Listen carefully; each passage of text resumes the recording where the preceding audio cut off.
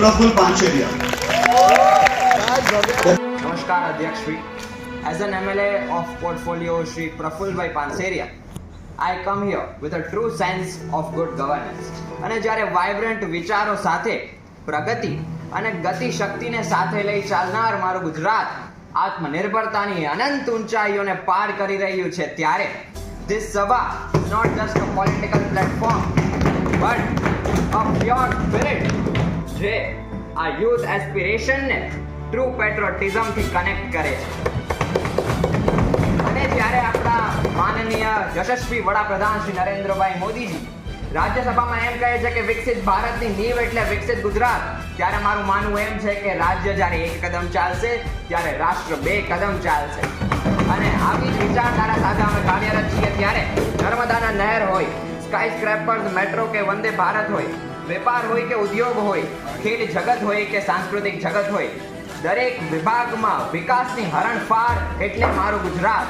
અને કેવી તો એ વિકાસની હરણફાળ કે જ્યાં સામે ટ્રાફિક જામ દેખાતો હતો ત્યાં જે શાને ઊભા ફ્લાયઓવર દેખાય છે, અને છતો પર સૂર્યની થતી નવી આરાધના દેખાય છે, અન્નદાતા જાણે ઉર્જા દાતા બનતું દેખાય છે, હર ઘર જળની ધારાઓ દેખાય છે, સીધી ખાતામાં આવતી સન્માન નિધિ દેખાય છે. ગુજરાતને દેશનું પ્રહરી કહેવાય છે. આખા રાષ્ટ્રમાં મારું ગુજરાત ડિજિટલ ઇન્ડિયાનો પાયો નાખનાર ગણાય છે. વિશ્વની સૌથી ઊંચી પ્રતિમા સામે સમસ્ત વિશ્વ શીશ નવાવતું દેખાય છે.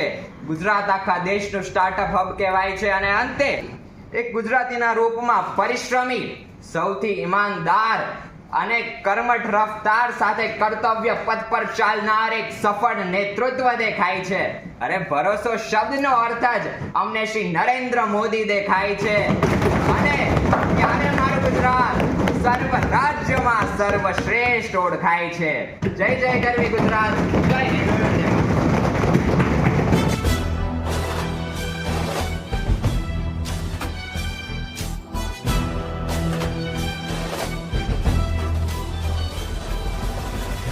છું કે લાસ્ટ વીક હું as a portfolio of Prafulbhai Panseriya પેરિસમાં યુનેસ્કોમાં આપણો પ્રકાશ પ્રસર્યો છે. ગરબાને એક યુનેસ્કોનો સર્ટિફિકેટ મળ્યું છે અને આ અત્યંત ગૌરવની વાત છે. અને જ્યારે અયોધ્યામાં આપણા રામને ઘર મળ્યું અને ત્યારે ગુજરાતના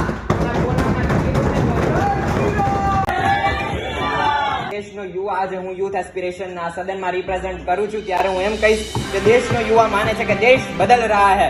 मोदी से पहले सत्ता थी, मोदी के बाद सेवा है, मोदी से पहले मलिनता थी, मोदी के बाद स्वच्छता है, मोदी से पहले विवाद था, मोदी के बाद विश्वास है, मोदी से पहले तंबू था, मोदी के बाद दिव्य राम मंदिर है, मोदी से पहले परावलंबन था और मोदी के बाद आत्मनिर्भरता है.